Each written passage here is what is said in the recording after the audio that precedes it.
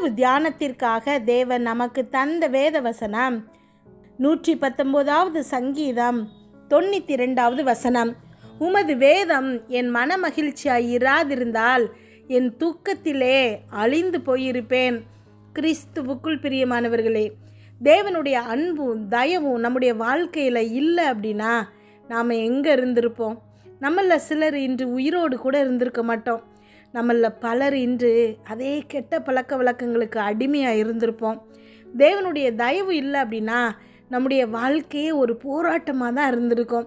சிறிதளவு முன்னேற்றம் இருந்திருக்காது. அதெல்லாம் இருக்கட்டும், நான் செல்ல வேண்டிய தூரம் இன்னும் அதிகமாக இருக்குதே அப்படின்னு நீங்கள் சொல்லலாம்.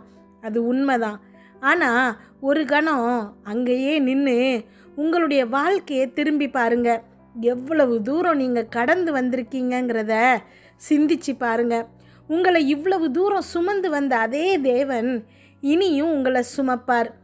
எவ்வளவு கடினமான சூழ்நிலைகளில் நீங்கள் எதிர்கொண்டா கூட அவர் உங்களை தொடர்ந்து சுமந்து உங்களுடைய இலக்கை அடைய செய்வார். இப்போ நாம் செய்ய வேண்டிய மிக முக்கியமான ஒரு விஷயம், தேவனை துதிக்க ஆரம்பிக்கணும்.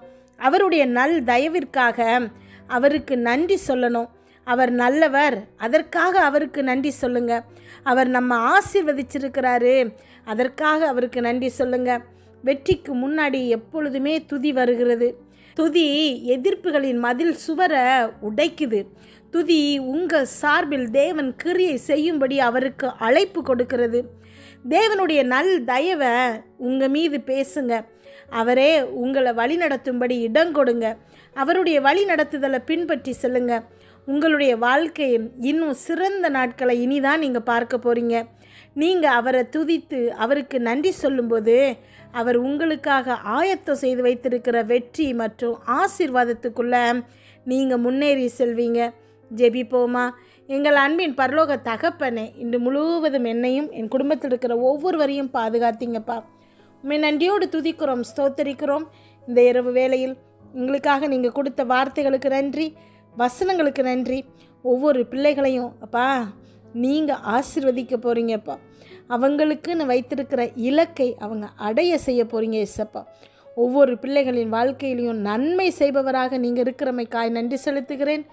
எங்கள் வாழ்க்கையில் நீங்கள் காண்பிக்கிற உம்முடைய தயவிற்காகவும் உண்மைக்காகவும் உமக்கு நன்றி செலுத்துகிறோம் அப்பா. உம்முடைய தயவின் கரம் எங்கள் மீது இருக்குதுப்பா. நீங்கள் எங்களை வெற்றியின் பாதையில் வழி நடத்துகிறீங்க. உங்கள் கரங்களை நாங்கள் இறுக பற்றி கொண்டு இருக்கிறோம் அப்பா. அமேன். எங்கள் வாழ்க்கையில் ஒவ்வொரு பகுதியையும் நாங்கள் உங்ககிட்ட அர்ப்பணிக்கிறோம் அப்பா. எங்களை அப்பா உமக்கு நெருக்கமாகவே வைத்து கொள்ளுங்கப்பா. எங்களை விட்டு நீங்கள் விலகாதிருங்க. அமேன். நன்றி அப்பா, ஸ்தோத்திர ஏசப்பா. என்னோடு ஜெபிச்சிட்ருக்கிற ஒவ்வொரு பிள்ளைகளும் உண்மை நோக்கி ஏறெடுக்கிற இந்த ஜெபங்களை இன்றைக்கு நீங்கள் அப்பா கேட்டு அந்த பிள்ளைகளுக்கு அதன்படியே செய்கிறமைக்காய் நன்றி செலுத்துகிறேன். உமக்கு நெருக்கமாக நாங்கள் இருக்கணும் ஏசப்பா. நன்றியப்பா. உம்முடைய நெருக்கத்திலேயே எங்களை வைத்திருங்கப்பா.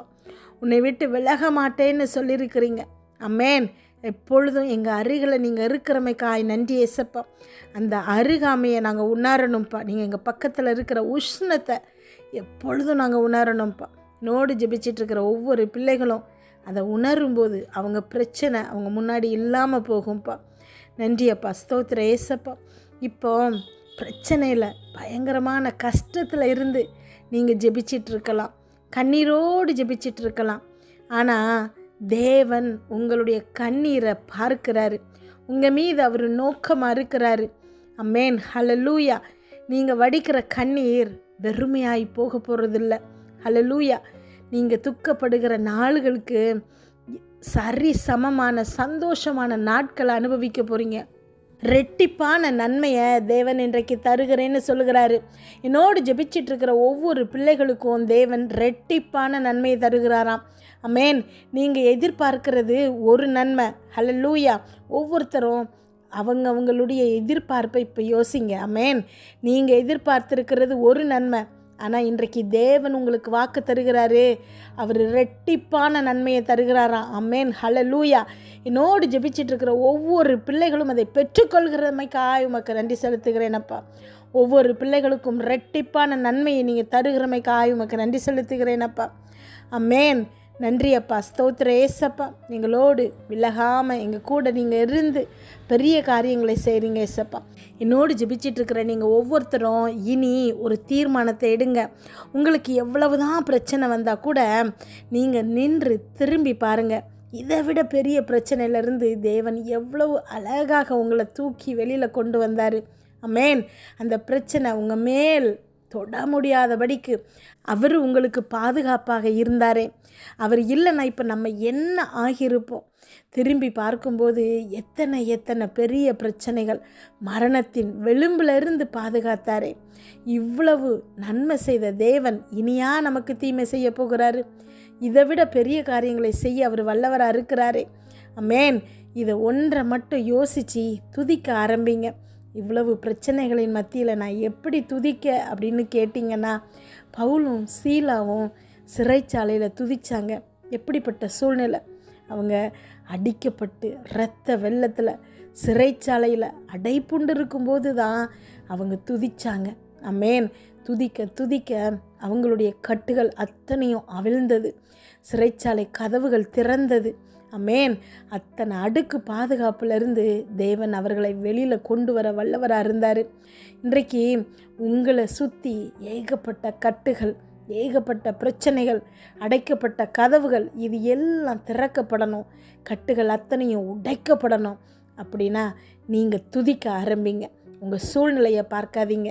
தேவனை நோக்கி உங்கள் கண்களை ஏறெடுத்து, அப்பா உங்களுடைய தயவிற்காக நன்றிப்பா, என் வாழ்க்கையில் நீங்கள் இதுவரைக்கும் செய்த நன்மைகளுக்கு நன்றிப்பா, உண்மை துதிக்கிறோம் அப்பா, அப்படி சொல்லி சொல்லி துதித்து கொண்டே இருங்க. இதுவரைக்கும் அவர் செய்த ஒவ்வொரு நன்மைகளாக நினைவு கூர்ந்து அதற்கு நன்றி சொல்லி அவரை துதிங்க, அவரை கனப்படுத்துங்க, அவரை போற்றுங்க. ஆட்டோமேட்டிக்காக உங்களுடைய வாழ்க்கையில் கதவுகள் திறக்கப்படும். கட்டுகள் அத்தனையும் உடைக்கப்படும்.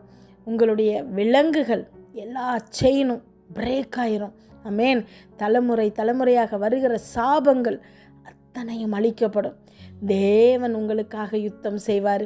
பிசாசின் கிரியைகள் உங்கள் வாழ்க்கையிலிருந்து எடுத்து போடப்படும். ஆமென். ஆசீர்வாதங்களை, நித்திய ஜீவனை நீங்கள் பெற்றுக்கொள்வீங்க. ஹல்லேலூயா. அவருடைய செட்டையின் கீழ் ஆரோக்கியம் உங்களுக்கு. அவர் சமாதானத்தை உங்களுக்கு தந்திருக்கிறார். அவர் உங்கள் கூட இருக்கிறதுனால ஆமென், உங்கள் இருதயம் சமாதானத்தினால நிரம்ப போகுது, சந்தோஷத்தினால நிரம்ப போகுது. ஹல்லேலூயா. நன்றி அப்பா, ஸ்தோத்திர ஏசப்பா. என்னோடு ஜெபிச்சிட்ருக்கிற ஒவ்வொரு பிள்ளைகளையும் உங்கள் கரத்தில் கொடுக்குறேன்ப்பா. நீங்கள் இன்றைக்கு செய்ய போகிற நன்மைக்காக நன்றி அப்பா. பிள்ளைகள் அப்பா துதிக்கும் போகுது. ஹல்லேலூயா. நீ இருந்த பிள்ளைகளுக்காக கிரியை செய்ய போகிறீங்க, அதுக்காக நன்றி. தயவிற்காக நன்றி ஏசப்பா.